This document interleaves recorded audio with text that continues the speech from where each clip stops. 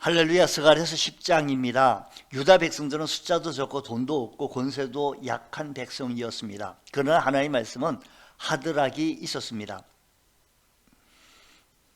유다 백성이 아무리 약해도 전능하신 하나님을 의지하면 강해진다는 겁니다. 이것을 스가랴 선지자가 전파한 것입니다. 오늘 이 스가랴서 10장의 제일 중요한 주제는 인간은 약할 그때에 하나님을 의지하면 하나님의 전능하신 능력이 나타나 강한 존재가 되어진다는 것입니다. 이는 내가 약할 그때에 곧 강함이라고 말씀한 약한 유다 백성들이었지만 하나님을 의지함으로 BC 516년 스룹바벨 성전을 완공했습니다.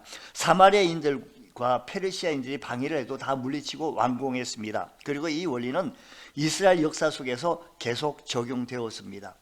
스가랴서 9장은 예수님이 나귀를 타고 예루살렘에 입성했을 것에 대한 예언인 것입니다. 9장 9절, 그는 공의로우시며 구원을 베푸시며 겸손하여서 나귀를 타시나니 나귀의 작은 것 곧 나귀 새끼니라. 예수님이 나귀 새끼를 타고 입성하실 것을 스가랴서 9장이 예언하고 있습니다.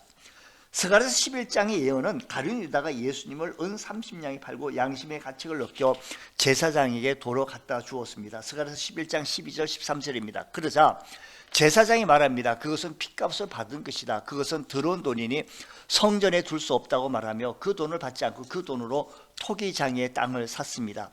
스가랴서 11장은 유대인과 가룟 유다가 예수님을 배척함으로 말미암아 받게 되는 재앙을 말하는 것입니다. 그러므로 스가랴서 9장은 예수님이 예루살렘에 입성하는 것이고 11장은 유대인들이 예수님을 배척함으로 로마에 의해서 멸망당할 것을 예언하고 있습니다. 그렇다면 스가랴서 10장은 어떤 내용입니까? 그것은 유대인들이 하나님의 능력을 받아 전 세계에 복음을 증거하고 그러므로 하나님의 택한 백성을 모으신다는 그런 예언의 말씀인 것입니다. 여호와 하나님이 유다 백성들을 강하게 하는 능력을 주어 그들이 도처에 예수님의 이름을 맹하게 될 것이라는 말입니다. 그 결과로 수많은 사람들이 전 세계에서 예수님의 이름을 믿고 예수님께 돌아오게 되어질 것이라는 말씀인 것입니다. 약한 사람이 여호와를 의지하면 강해지는 것입니다. 이것이 스가랴서 10장의 예언인 것입니다. 하나님을 의지하면 하나님의 전능하신 능력이 우리를 더욱 강하게 할 것이기 때문입니다. 성도들이 강해질 수 있는 능력의 원천은 과연 무엇일까라는 겁니다. 성도들이 강해질 수 있는 능력의 원천은 오직 하나님이십니다. 예를 들겠습니다. 여기 전기 밥솥이 있습니다. 밥솥이 있다고 해가지고 저절로 밥이 지어지는 건 아닙니다. 밥솥이 노력을 열심히 하면 불이 들어옵니까? 안 됩니다. 코드에 꽂아야 전기 밥솥의 기능을 할 수가 있습니다. 능력의 원천과 연결되어졌기 때문입니다. 마찬가지입니다. 우리 성도들의 능력의 원천은 여호와 하나님이십니다. 여호와 하나님의 코드가 꽂히면 전능하신 능력이 우리 삶에 흐르게 되지만 단절되면 그것은 아무것도 아니라는 것입니다. 그 사람은 바람에 나는 겨와 같을 것입니다. 성도들이 강해지는 능력의 원천이 하나님이라는 말씀이 스가랴서 10장에 여러 번 나옵니다.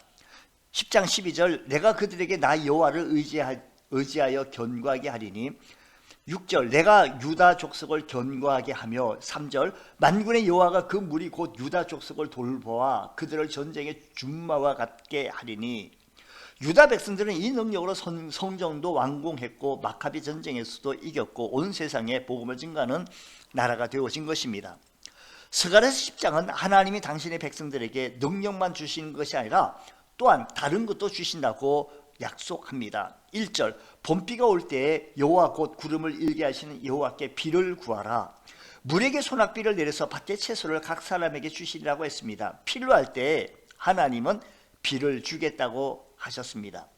비는 물질적인 필요의 근본이기도 하지만 영적인 축복의 상징이기도 합니다. 또한 3절에 내가 염소를 보다리라. 만군의 여호와가 그 무리 곧 유다 족속을 돌보아. 하나님께서는 주의 택하신 백성을 돌봐 주신다는 말씀인 것입니다. 오늘 거룩한 주의 거룩한 권속들을 우리 하나님께서 눈동자같이 돌봐 주실 것을 믿습니다. 5절, 여호와가 그들과 함께 한즉 임마누엘, 우리 하나님께서 함께 하시는 하나님이시라는 것입니다. 오늘 주의 사랑하는 믿음의 권속들에게도 함께 하시는 은혜가 임하게 되어질 것입니다. 6절, 내가 유다 족속을 견고하게 하며 요셉 족속을 구원할지라. 견고하게 할 뿐만 아니라 요셉 족속을 구원한다라고 했습니다. 죄로부터 구원, 지옥으로부터 구원을 주신다는 것입니다. 하나님의 능력의 근원이요, 구원의 근원이요, 축복의 근원인 것입니다. 오직 여호와를 앙망하는 자는 새 힘을 얻으리니 독수리의 날개침에 올라가면 갓들 것이요 다른 박지하여도 곤비치 아니하겠다고 걸어가도 피곤치 아니하리라고 하셨습니다. 우리 성도들은 독수리의 날개가 달려 하늘을 나누는 것입니다. 여러분 약하십니까? 그러나 여호와를 앙망하면 독수리 날개가 달려 날아갈 수 있게 되는 것입니다. 사람들은 이런 하나님의 약속을 믿고 이런 하나님의 약속의 말씀을 따라가는 것이 아니라 능력의 원천인 하나님을 잘못 찾습니다. 자기 자신의 능력을 신뢰한다는 것입니다. 여러분 인간의 능력으로 봄비 때 비를 내릴 수 있겠습니까? 소나기를 내릴 수가 있겠습니까? 번개를 칠 수가 있겠냐라는 말씀입니다. 아닙니다.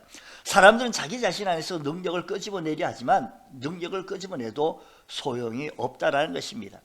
자신의 무능함과 연약함을 고백하고 여호와 하나님에게 능력을 구하는 것만이 강해질 수 있는 능력의 원인이요 비결인 것입니다. 자기 자신에게 최면을 걸어도 소용이 없습니다. 오직 우리는 아버지 나는 약합니다. 하나님 아버지 나는 부족합니다. 하나님 아버지 나에게 능력을 주시옵소서. 하나님 아버지가 여호와를 앙망하는 자에게 독수리 날개침 같은 능력을 주신다고 하셨으니 내 인생에 독수리의 날개를 달아 주시옵소서. 그렇게 기도하여야 합니다.